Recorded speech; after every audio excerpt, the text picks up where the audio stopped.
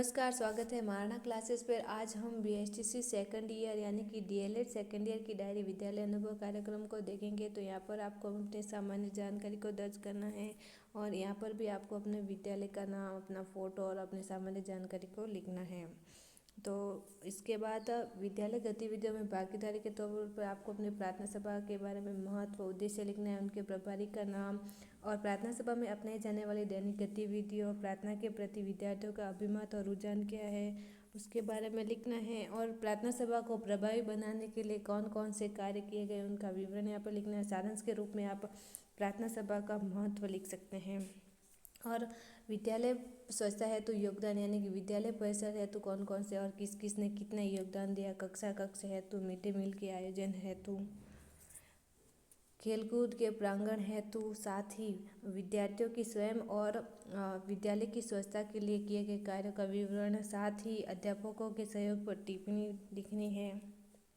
और इंटर्नशिप के कार्यकाल में आपके विद्यालय में कोई भी उत्सव, पर्व, जयंती मनाई गई हो तो उसके बारे में लिखना है। तो मेरे विद्यालय में वार्षिक महोत्सव मनाया गया था 25 जनवरी, उसके बारे में लिखना है। पूरा डिटेल से आपको यहाँ पे लिखना है।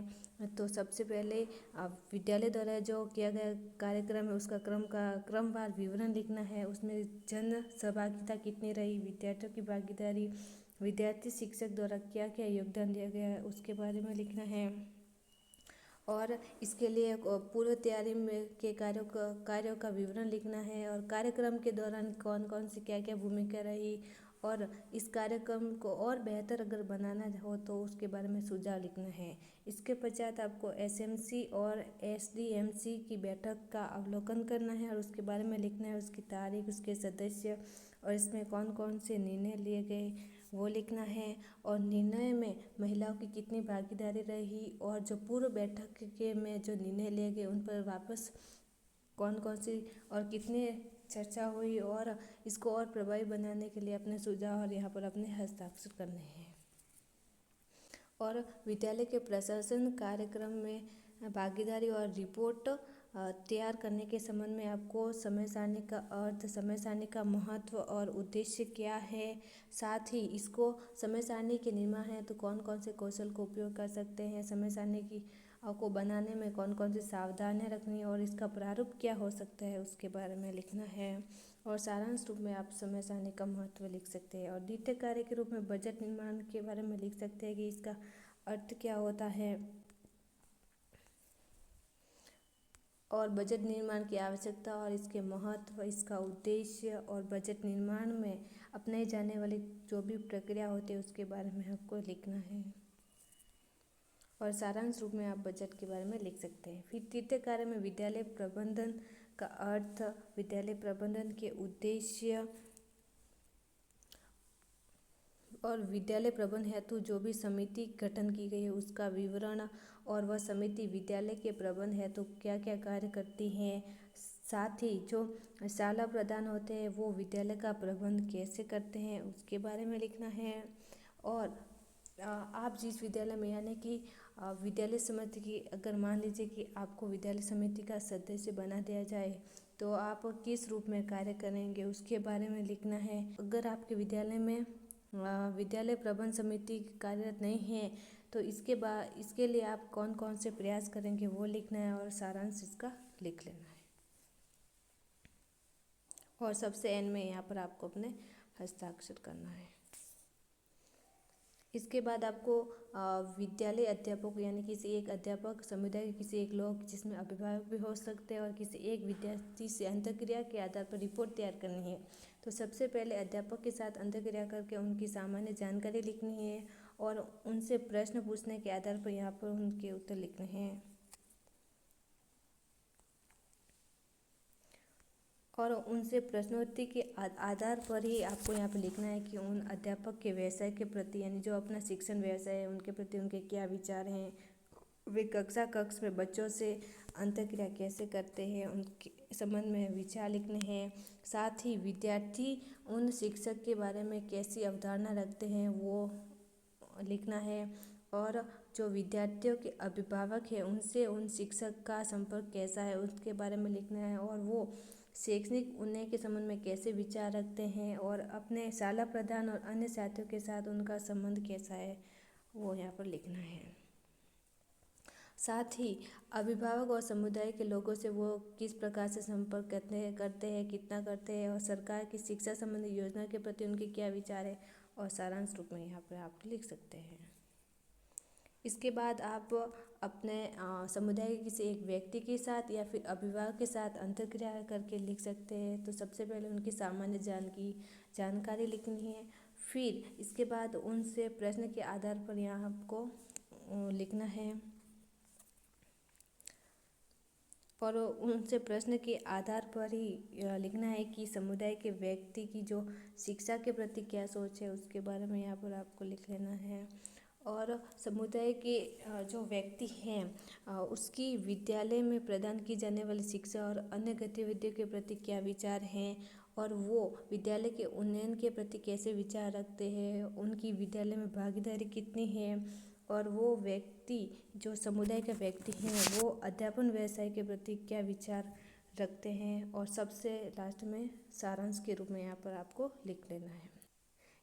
इसके बाद आपको किसी भी एक विद्यार्थी से अंतर्क्रिया करके उसका सामान्य जान के फिर उसी के आधार पर प्रश्न के आधार पर यहाँ पर पूरी डिटेल भरनी है,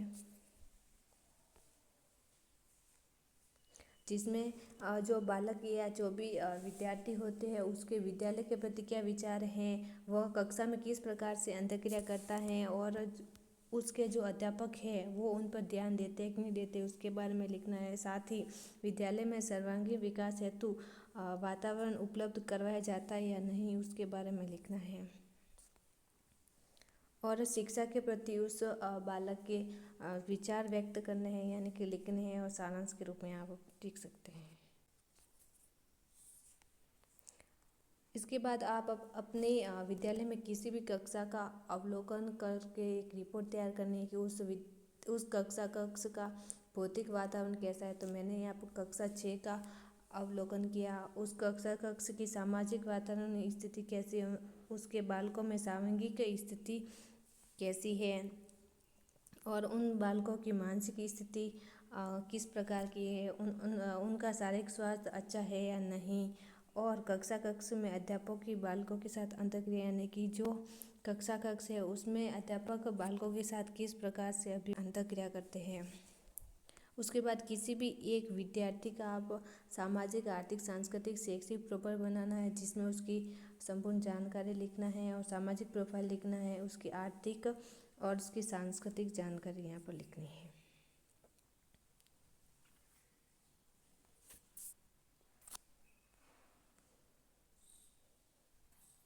इसके बाद विद्यार्थियों की विविधतापूर्ण आवश्यकता का आंकलन यानी कि जैसे कि क्या प्रत्येक विद्यार्थी शिक्षण के दौरान ध्यान दे रहे कि नहीं दे रहे, आपको अवलोकन के आधार पर विविधतापूर्ण आवश्यकताओं के आकलन करना है कि विद्यार्थियों की जो विविध आवश्यकता है उनकी पूर्ति हो रही है या नहीं।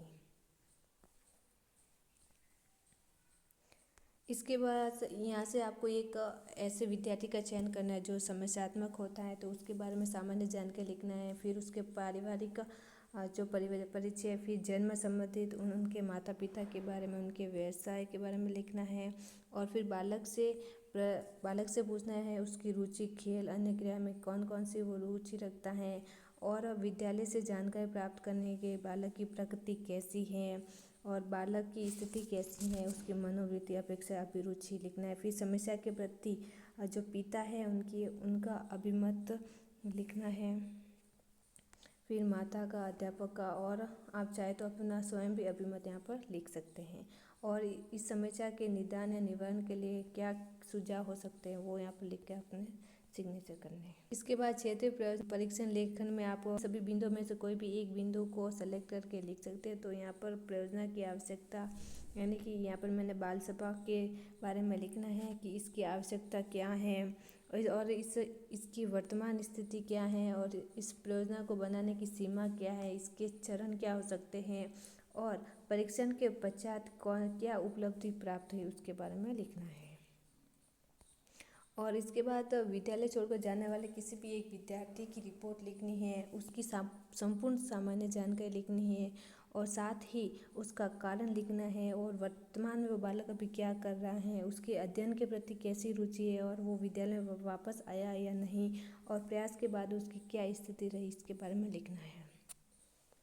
और इसके बजाय आपके विद्यालय में कोई एक समस्या हो सकती है, जैसे कि हमारे विद्यालय में खेलकूद मैदान की समस्या थी, तो उसके बारे में मैंने यहाँ पर लिखा है कि खेलकूद मैदान की समस्या है और इसके बारे में हमारे स्वयं के विचार लिखने हैं।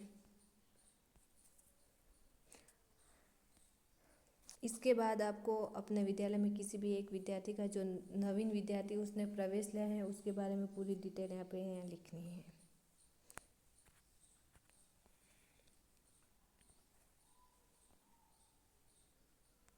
इसके बाद आपको छात्र प्रवेश पंजिका के रूप में यहाँ पर उसके रजिस्टर संख्या नंबर ये लिखने हैं, और विद्यार्थी छात्र छात्रा का नाम लिखना है, उनकी जन्म तिथि और वर्तमान में उनकी कितनी एज है वो लिखना है, उनके माता या पिताजी का नाम और उनके माता पिताजी का व्यवसाय, उनका निवास, और वो राजस्थान में आजीवन से रहते हैं या फिर प्रवास या आवास किया हुआ है, और उनकी जाति धर्म के बारे में लिखना है।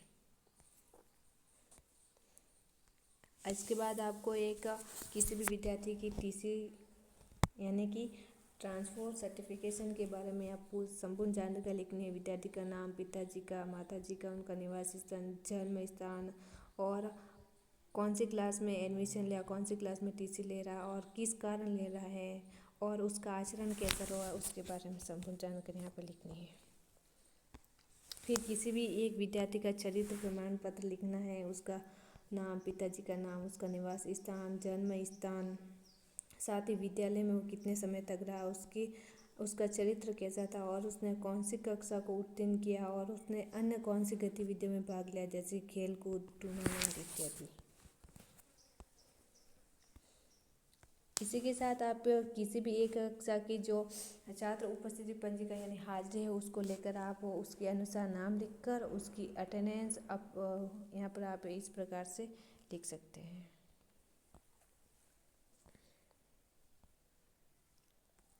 इसके बाद कक्षा अनुसार समय विभाग चक्र यानी कि कक्षा लिख लेनी है। इसके बाद अध्यापकों के नाम उनके सब्जेक्ट के अनुसार लिख लेना है। तो यहाँ पर यानी कि थोड़ी जगह कम थी, तो मैंने CT यानी कि चंद्रकांत जी आमेटा यहाँ पे लिख के मैंने ऐसे शॉर्ट कर दिया है। तो ये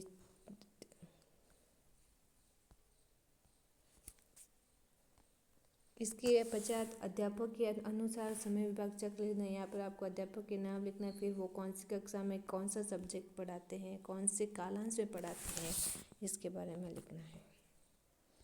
फिर शिक्षक यानी कि आप किसी भी एक शिक्षक के बारे में, जैसे कि मैंने यहाँ पर एक जी प्रसाद का लिया है, शिक्षण यानी लिखनी है उनकी, और साथ ही उनका व्यक्तित्व विवरण भी लिखना है।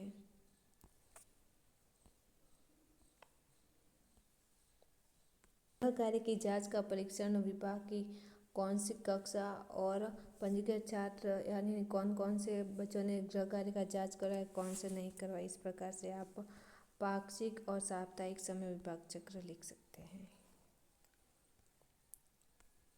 उसके बाद आप वर्ष के कार्य दिवस का विवरण लिखना है कि कौन से कार्य दिवस रहे, कौन से अवकाश रहे, कितने सोमवार मंगलवार रहे, और यहाँ पर आप योग भी लिख सकते हैं। और अध्यापन कार्य का विवरण लिखना है।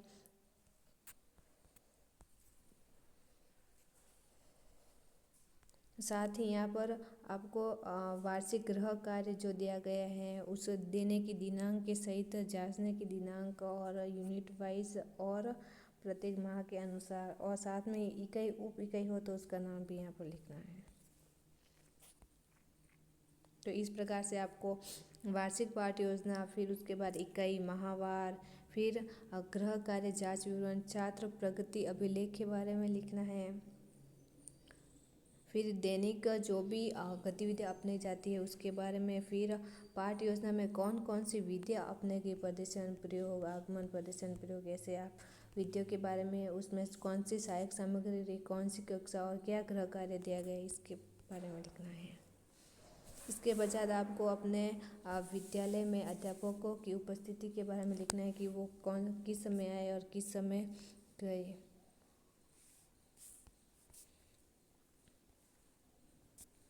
और फिर आय रिसिप्ट के बारे में लिख सकते हैं, सरकारी रोकड़ बही, जावक रजिस्टर और स्थायी सामग्री स्टोर के बारे में आप अपनी विद्यालय से जानकारी के आधार पर लिख सकते हैं, या फिर आप एज इट इज ऐसा भी लिख सकते हैं।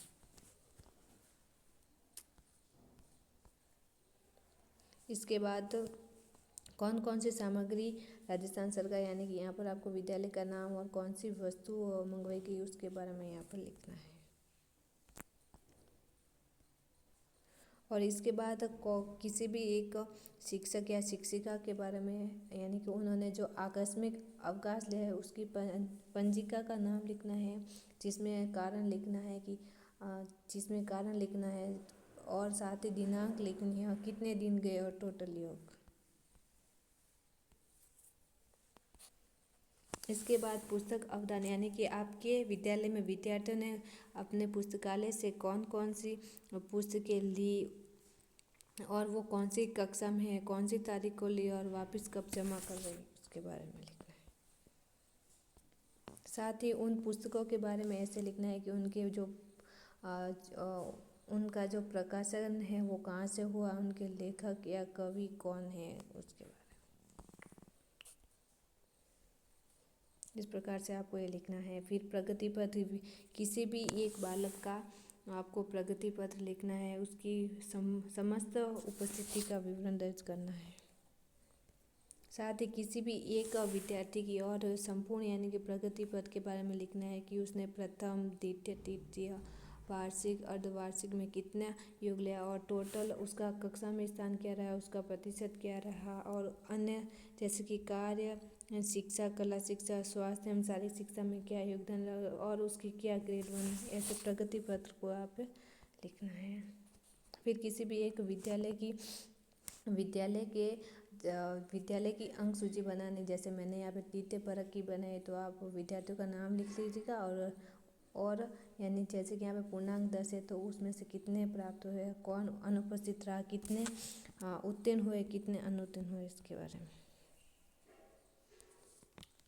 फिर ये परम आवश्यक प्रमाण पत्र लिखना है, इसके लिए कौन सा प्रार्थना पत्र दिया गया है उसके बारे में लिखना है। और सबसे